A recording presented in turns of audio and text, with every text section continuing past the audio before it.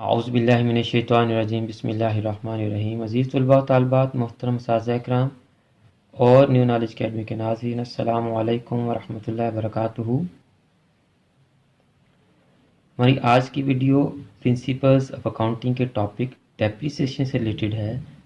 और अगर आप प्रिंसिपल्स ऑफ अकाउंटिंग के स्टूडेंट नहीं हैं या डेप्रिसिएशन आपके सिलेबस में शामिल नहीं है तो आप इस वीडियो को फॉरवर्ड कर दें, हमारे चैनल को सब्सक्राइब करके बेल आइकन को दबा दें और ऑल नोटिफिकेशंस को लाजमी ऑन कर लें और मुझे और मेरे नाज़रीन को अपनी दुआ में याद रखें।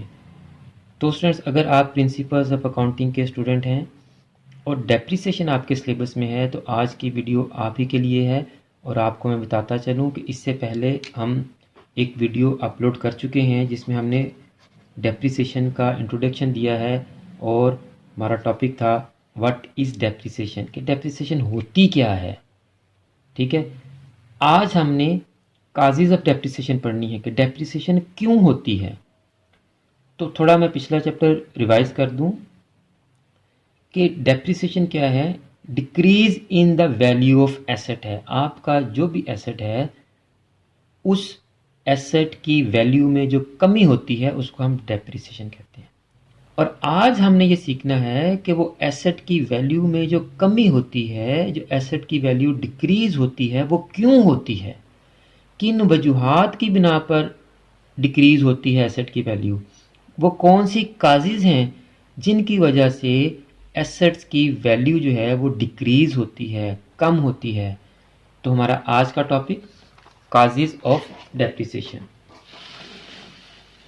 तो स्टूडेंट्स, किसी भी एसेट की जब वैल्यू डिक्रीज़ होती है यानी वो एसेट डेप्रिसिएट होता है तो उसकी दो मेन काजेज़ होती हैं, एक इंटरनल और दूसरी एक्सटर्नल।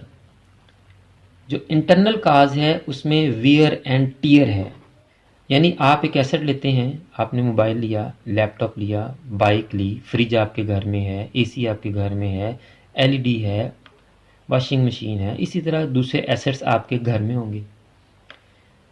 बिल्कुल इसी तरह बिजनेसेस में भी मुख्तलिफ एसेट्स होते हैं।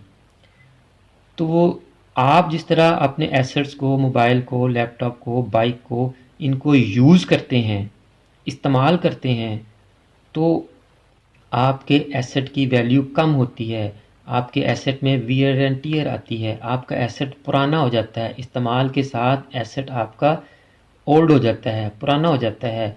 और उसके पुराने होने की वजह से, उसमें वियर एंड टियर की वजह से आपके एसेट की वैल्यू क्या होती है, डिक्रीज़ हो जाती है।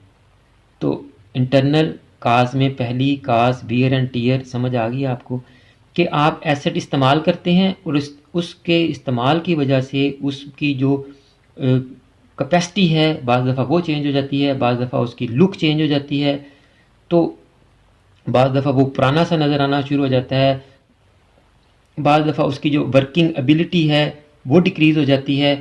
तो कोई भी वजह हो सकती है। इस्तेमाल करने से जो वियर एंड टियर है वो उसकी शक्ल शबाहत में, हैबत में, उसकी जो लुक है उसमें, उसकी वर्किंग कैपेसिटी में, उसकी टेक्निकल जो परफॉर्मेंस है उसमें, यानी उसमें किसी भी किस्म की जो कमी हो जाती है, जो खामी पैदा हो जाती है या खामी ना भी पैदा हो और वो एसेट वैसे ही पुराना हो जाए तो उसकी वैल्यू कम हो जाती है। तो ये तो स्टूडेंट्स आपने समझ लिया पहला पॉइंट। अब दूसरा पॉइंट समझाने से पहले मैं आपसे एक बात पूछना चाहूँगा कि आपने अक्सर सुना होगा कि जी पानी का इस्तेमाल एहतियात से करें, कम करें, पानी ज़ाया ना करें। और आज की वीडियो का मैसेज भी यही है कि आप पानी को बड़े मुहतात तरीके से इस्तेमाल किया करें और उसको ज़ाया ना किया करें। अब ऐसा क्यों कहा जाता है या ऐसा क्यों करना चाहिए? जी, एक तो हमें एज ए मुस्लिम हुक्म भी यही है कि अगर आप नहर या दरिया के किनारे पे भी बैठे हों तो आप पानी को ज़ाया ना करें। लेकिन जो दूसरा पहलू उसका ये है कि ज़ेरे ज़मीन पानी के ज़खायर कम होते जा रहे हैं और पानी को अगर हम ज़ाया करेंगे तो ज़ेरे ज़मीन पानी ख़त्म हो जाएगा और फिर हम पानी को तरसेंगे। इसी तरह आपने सुना होगा कि गैस के ज़खायर कम हो रहे हैं। इसी तरह आपने सुना होगा कि ज़ेरे ज़मीन जो कोल है, कोयला है, उसके ज़खायर कम हो रहे हैं। तो ऐसे एसेट्स जो हम इस्तेमाल करें और इस्तेमाल के साथ वो ख़त्म हो जाएं, जो उनकी क्वांटिटी है, जो उनका क्वांटम है हमारे पास, जो उनकी मिकदार है, वो ख़त्म हो जाए, तो उसको हम कहते हैं डिप्लीशन। यानी इस्तेमाल के साथ एसेट बिल्कुल एग्जॉस्ट हो जाता है, ख़त्म हो जाता है। जैसे जैसे हम उसको इस्तेमाल करते जाते हैं वैसे वैसे उसकी मिकदार, उसकी क्वांटिटी कम होना शुरू हो जाती है और एक वक्त आता है कि वो ख़त्म हो जाता है। This is called depletion. तो ये इंटरनल फैक्टर्स, इंटरनल काजेज़ मैंने आपको दोनों बता दी। अब आते हैं एक्सटर्नल काजेज़ पे। तो एक्सटर्नल काजेज़ में सबसे पहली काज है ऑब्सोलिसेंस। ऑब्सोलिसेंस को समझाने से पहले आप मुझे ये बताएं कि आप में से अभी कोई स्टूडेंट, वो शायद किसी को पता भी ना हो कि एक एंटीने वाला मोबाइल आता था पहले। आप में से किसी के पास वो है, या आप उस मोबाइल से वीडियो देख सकते हैं? चलिए, नोकिया का बड़ा मशहूर सेट है 3310। आप ये वीडियो उससे देख सकते हैं? नहीं देख सकते। बिल्कुल उसी तरह जिस तरह ये मोबाइल की टेक्नोलॉजी जो मैं आपको बता रहा हूँ ये पुरानी हो गई है, आउटडेटेड हो गई है, इसी तरह हमारे पास मुख्तलिफ मशीन्स होती हैं जो passage of time new invention आती हैं, तो वो मशीन वर्किंग कंडीशन में तो होती हैं लेकिन वो आउटडेटेड हो जाती हैं, उनकी टेक्नोलॉजी पुरानी हो जाती है, उनको हम बिज़नेस में नो मोर यूज़, उनको मज़ीद इस्तेमाल नहीं कर सकते हम अपने बिजनेस में। इसी तरह स्टूडेंट्स आप देखते होंगे कि टाइपराइटर होते थे पहले, टाइपराइटर की जगह कंप्यूटर ने ले ली। फिर आप देखते हैं कि डॉट मैट्रिक्स प्रिंटर होते थे, वो जो एक एक लाइन को, एक एक वर्ड को प्रिंट करते थे। तो अब जब नए प्रिंटर आ गए हैं जो 1 मिनट में बहुत ज़्यादा प्रिंट निकाल देते हैं, तो अब वो प्रिंटर बेशक ठीक काम कर रहा हो लेकिन अब उसकी जगह नहीं है बिज़नेस में। बेशक टाइपराइटर ठीक काम कर रहा हो लेकिन अब नई टेक्नोलॉजी की वजह से अब उसकी जगह नहीं है। तो आपका एसेट बेशक वर्किंग कंडीशन में हो लेकिन वो आउटडेटेड हो जाए, उसकी जगह पे नई टेक्नोलॉजी आ जाए, तो उसको हम कहते हैं ऑब्सोलिसेंस। आउटडेटेड हो जाए जी एसेट आपका, आउटडेटेड। तो ये एक एक्सटर्नल काज है डेप्रिसिएशन की। नेक्स्ट हमारे पास है जी इफ्लक्स ऑफ टाइम। वक्त गुजरने के साथ आपका एसेट ख़त्म हो जाता है, यानी आप अपने एसेट को इस्तेमाल करें या ना करें वो वक्त गुजरने के साथ ख़त्म हो जाएगा। ये एग्जाम्पल बनती तो नहीं है लेकिन मैं आपको समझाने के लिए ये एग्जाम्पल दे रहा हूँ। लेट्स सपोज आपको मैं 5 लीटर ऑफ पेट्रोल दे दूँ लेकिन वो एक ओपन जार में हो, ओपन यानी कि उसके ऊपर लिड ना हो, वो जो भी बर्तन है, जो भी आपका वो जिसमें भी आपने उस पेट्रोल को रखा है वो ओपन हो। अब क्या होगा कि वक्त आप उस पेट्रोल को यूज़ करें या ना करें तो आपका पेट्रोल एक वक्त आएगा ख़त्म हो जाएगा। कैसे भला? वो सारा हवा में उड़ जाएगा। आपने इस्तेमाल नहीं किया लेकिन वक्त गुजरने के साथ साथ वो सारा ख़त्म। इसी तरह अगर मैं बिज़नेस की एग्जांपल दूं आपको, तो अक्सर बिज़नेस क्या करते हैं कि जो प्रॉपर्टीज़ होती हैं, जो बिल्डिंग्स होती हैं, जो लैंड्स होती हैं वो लीज़ पर ले लेते हैं। किसी बिज़नेस ने 10 साल के लिए एक बिल्डिंग लीज़ पर ले ली। अब 10 साल के उसने लेट्स सपोज 1 लाख रुपया उन्होंने पे कर दिया। अब वो उस लैंड को, उस बिल्डिंग को यूज़ करें या ना करें, 10 साल के बाद वो बिल्डिंग उनके हाथ से चली जाएगी, वो उनका एसेट नहीं रहेगी। तो 10 साल के लिए उनकी जो डेप्रिसिएशन बनती है वो हर साल की जो भी आएगी वो हम आगे देखेंगे कि क्या मेथड्स हैं, कैसे हमने इसको कैलकुलेट करना है। लेकिन आपको ये समझाना चाह रहा हूँ कि वक्त गुजरने के साथ आप एसेट यूज़ करें या ना करें, आपका एसेट ख़त्म हो जाए तो इसको हम कहते हैं इफ्लक्स ऑफ टाइम, और ये एक एक्सटर्नल काज है डेप्रिसिएशन की। Got it? और एक और बड़ी एक्सटर्नल काज एक्सीडेंट है। ये तो आप समझ गए होंगे कि अगर आपके एसेट को खुदा ना खास्ता आग लग जाए,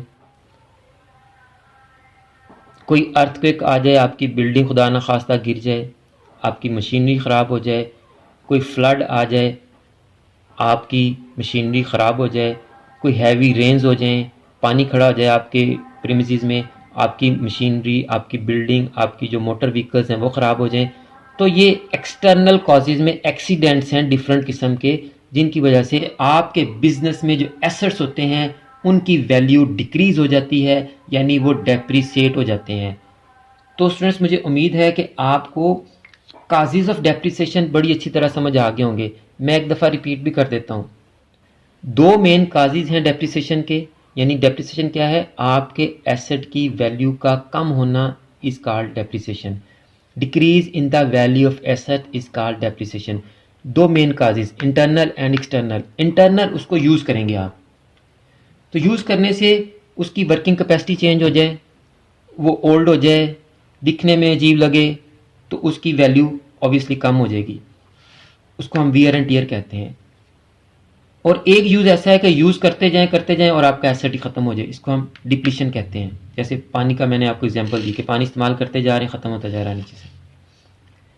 फिर एक्सटर्नल काजेज़, ऑब्सोलिसेंस, यानी आपका एसेट आउटडेटेड हो गया, टाइपराइटर आउटडेटेड हो गया, उसकी जगह कंप्यूटर आ गया, प्रिंटर कुछ आउटडेटेड हो गए, उनकी जगह लेज़र प्रिंटर, नए जदीद से जदीद प्रिंटर आते जा रहे हैं, वो जगह लेते जा रहे हैं। पुराने एसेट्स बेशक वर्किंग कंडीशन में भी हों, लेकिन उनकी जगह नहीं बनती अब। जिस तरह मैंने मोबाइल की एग्जांपल दी, एंटीने वाला मोबाइल या ब्लैक एंड वाइट मोबाइल होते थे पहले, अब वो ठीक भी काम कर रहे हो तो लोग इस्तेमाल नहीं करते, वही लोग इस्तेमाल करते हैं जो नई टेक्नोलॉजी को अफोर्ड नहीं कर सकते। फिर है जी इफ्लक्स ऑफ टाइम, वक्त गुजरने के साथ साथ आपका एसेट ख़त्म हो जाए, आप उसको इस्तेमाल करें या ना करें, आपका एसेट ख़त्म हो जाए, आपके एसेट की वैल्यू वक्त गुजरने के साथ साथ डिक्रीज होती जाती है, कम होती जाती है, this is called efflux of time. और एक्सीडेंट, आपके एसेट को आग लग जाए, अर्थक्वेक की वजह से उसकी वैल्यू कम हो जाए, फ्लड की वजह से उसकी वैल्यू कम हो जाए, डिक्रीज हो जाए, तो ये एक्सटर्नल काजेज़ ऑफ डेप्रिसिएशन थे। स्टूडेंट्स, अगर आपको आज का लेक्चर अच्छा लगा है और आपको इस लेक्चर में कुछ सीखने को मिला है, तो आप इसको लाइक ज़रूर करें और कमेंट्स में अपनी राय का लाजमी इजहार किया करें, ताकि हमें पता चल सके कि हम जो आपको डिलीवर कर रहे हैं, आपको कुछ समझ आ भी रही है कि नहीं समझ आ रही। अगर हमें इम्प्रूवमेंट की ज़रूरत है तो आप लाजमी कमेंट करके हमें बताएं, ताकि हम अपने लेक्चर्स को मज़ीद इम्प्रूव कर सकें। और आप इस वीडियो को अपने क्लास फेलोज़ और फ्रेंड्स के साथ भी ज़रूर शेयर करें, बल्कि चैनल की दीगर वीडियोस को भी शेयर किया करें, ताकि जिस तरह आप इस चैनल की वीडियो से सीख रहे हैं और फ़ायदा हासिल कर रहे हैं, आपकी वजह से आपके क्लास फेलोज़ और फ्रेंड्स भी इन वीडियोस को देखकर कुछ सीख सकें और उन्हें भी आपकी वजह से फ़ायदा हो सके।